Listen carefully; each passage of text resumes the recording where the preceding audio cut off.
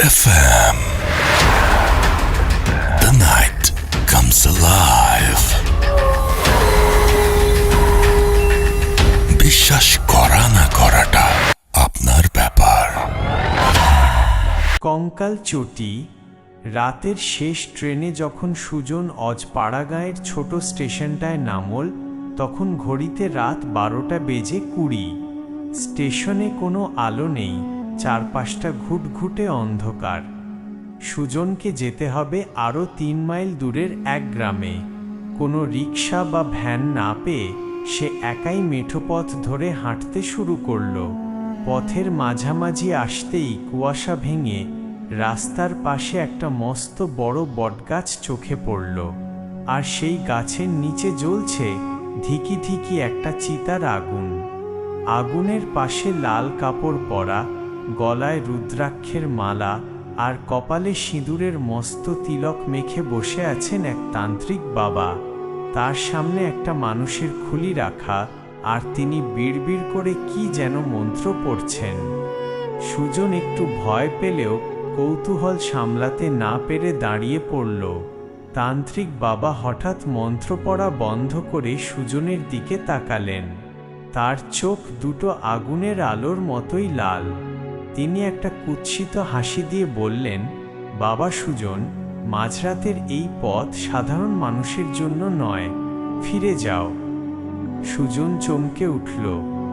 আপনি আমার নাম জানলেন কিভাবে? তান্ত্রিক বাবা সে কথার উত্তর না দিয়ে নিজের ঝুলি থেকে একজোড়া পুরনো কাঠের খড়ম চটি বের করলেন।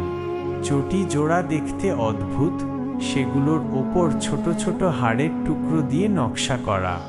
তিনি বললেন, এই চটি জোড়া পায়ে দিয়ে হাঁটো, কোনো ভূত পেত তোমার ছায়াও ছুঁতে পারবে না। তবে মনে রেখ, নিজের বাড়ির সীমানায় পৌঁছানোর আগে ভুলেও পেছনে তাকাবে না, আর চটি জোড়া পা থেকে খুলবে না। সুজন কোনো উপায় না দেখে চটি জোড়া পায়ে দিল।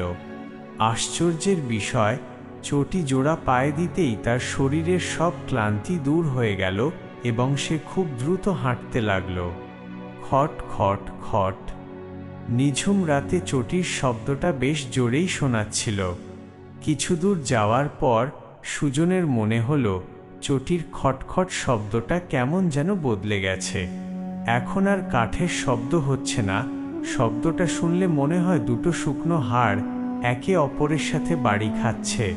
কট কট কট কট। একই সাথে সুজনের মনে হলো তার পেছনে আরও একজন হাঁটছে। সে যত দ্রুত হাঁটছে, পেছনের শব্দটাও তত দ্রুত আসছে। বাতাসে হঠাৎ করে শ্মশানের পোড়া ছাই আর পচা মাংসের গন্ধ ভেসে এল। সুজনের খুব ইচ্ছে করছিল পেছনে ফিরে তাকাতে, কিন্তু তান্ত্রিক বাবার নিষেধের কথা মনে পড়ে সে সোজা তাকিয়ে হাঁটতে লাগল। হঠাৎ করেই সুজন খেয়াল করল তার পা দুটো আর তার নিজের নিয়ন্ত্রণে নেই। চটি জোড়া যেন নিজে থেকেই তাকে টেনে নিয়ে যাচ্ছে, কিন্তু তার নিজের বাড়ির রাস্তার দিকে নয়।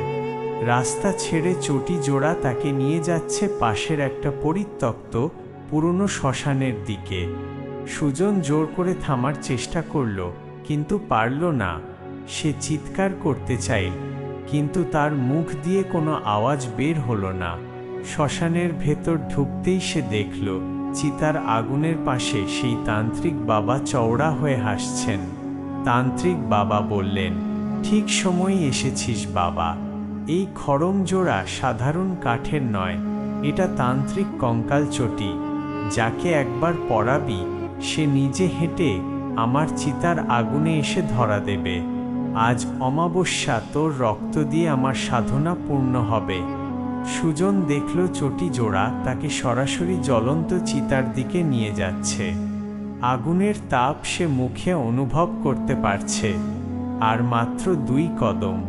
ঠিক তখনই সুজন নিজের সবটুকু শক্তি দিয়ে ডান পায়ের বুড়ো আঙুল দিয়ে বাঁ পায়ের চটিটা চেপে ধরল এবং শরীরটাকে একটা আছাড় দিল। অলৌকিকভাবে তার এক পায়ের চটি খুলে গেল এবং সে মাটিতে আছাড় খেয়ে পড়ল। চটিটা খুলতেই তার শরীরের ওপর থেকে সম্মোহন কেটে গেল। সে অন্য পায়ের চটিটাও খুলে এক দৌড়ে শ্মশান থেকে বেরিয়ে মেইন রাস্তায় চলে এল। পেছন থেকে তান্ত্রিক বাবার এক বিকট রাগী চিৎকার ভেসে এল, হাতছাড়া হয়ে গেল।